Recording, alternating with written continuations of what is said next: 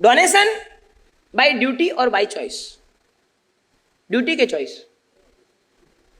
તમે જે દાન લખાવો સંઘની અંદર, સમાજની અંદર, સારા કામોની અંદર અને કોલર ટાઈટ કરીને ફરો કે ના મેં આટલા પૈસા ખર્ચ્યા, મેં આટલું કર્યું, હું એમ કહું કે તમારી ડ્યુટી છે કે તમારી ચોઈસ છે? ડ્યુટી કે ચોઈસ? ડ્યુટી રાખીએ, ચલો ભાઈ, આ બધા વધી કીધું છે ડ્યુટી તો ડ્યુટી, તમારી ફરજ છે ને તમે ડોનેશન કર્યું તો બાય ડ્યુટી ડોનેશન કર્યા પછી નામ લખાવાય કે ના લખાવાય? તમે તમારા દીકરાને નવો આઈફોન લઈ આપો તો એની પાછળ લખીને આપો છો કે તારા પપ્પાએ તને ગિફ્ટમાં આપ્યો? By duty or by choice?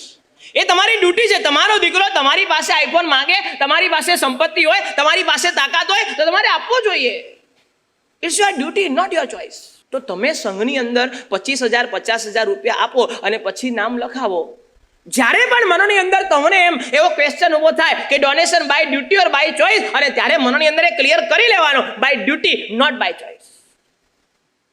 તમે જે દાન આપો છો તમારી ફરજ છે. અમે તમને પ્રવચન કરીએ એ બાય ડ્યુટી છે, બાય ચોઈસ નથી.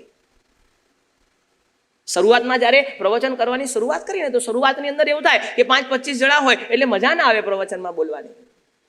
એટલે એક દિવસ ગુરુજીએ બોલાવ્યો કે આજે કેમ પ્રવચનની ના પાડી?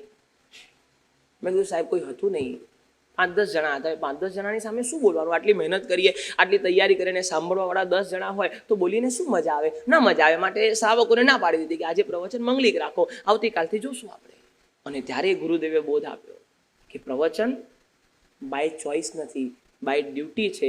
એક સાધુ તરીકે તને બોલતા આવડે છે, તું શીખ્યો છે, તૈયાર થયો છે, તારી પાસે જ્ઞાન છે, તારી પાસે નોલેજ છે, અને તું કોઈને સારી 4 વસ્તુ કહી શકે છે તો 10 જણા હોય, 1 જણ હોય તો પણ તારે આપવું પડે, કેમ કે તારા માટે પ્રવચન એ બાય ડ્યુટી છે, બાય ચોઈસ નથી. અવર ડ્યુટી. અમે તમને રોજ સવારે આવીને કહીએ છીએ એ બાય ચોઈસ નથી, બાય ડ્યુટી છે. અમારી જવાબદારી છે. અમે ન કહીએ તો અમે ગુનેગાર છીએ. એમ તમને કહું છું, જીવનની અંદર બરાબર સમજી લેજો, donation by duty, not by choice. શ્રાદ્ધ વિધિ ગ્રંથની અંદર આચાર્ય ભગવાન રત્નશેખર સુરેશ્વરજી મહારાજ સાહેબે વાત લખી કે શ્રાવક 100 રૂપિયા કમાય ને, સમજો મારી વાત, શ્રાવક 100 રૂપિયા કમાય તો એ 100 રૂપિયાની અંદર 25 રૂપિયા એટલે કે 25% એને ધર્માદો કરવો જ જોઈએ, બાકી એ શ્રાવક કહેવાય નહીં. અમે તો હવે નીચે ઉતરી ગયા કે 25% તો તમે કોઈ કરો એમ છો નહીં. એટલે ગુરુદેવ બધાને એવું કે 25% કદાચ ના વાપરી શકાય, ઓકે સાહેબ, પણ 10% પૈસા તમારા ધર્માદામાં જવા જ જોઈએ. અને એ પણ મગજની અંદર બેસાડી દેવાનો, કોઈ ઈગો લાવવાનો નહીં, કોઈ અહંકાર લાવવાનો નહીં. Only for by duty, not by choice.